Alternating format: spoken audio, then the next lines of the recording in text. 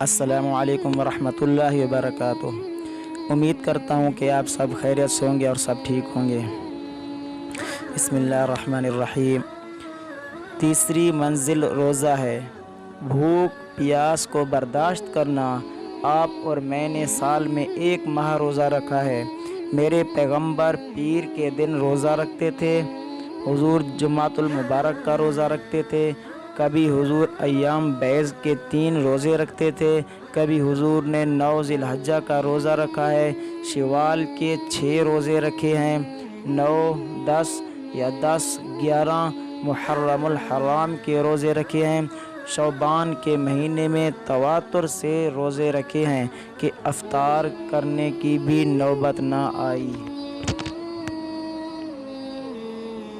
امید کرتا ہوں کہ آپ کو یہ ویڈیو اچھی لگی ہوگی، اور اگر ویڈیو اچھی لگے تو ویڈیو کو لائک کریں اور چینل کو سبسکرائب کریں۔ جزاک اللہ۔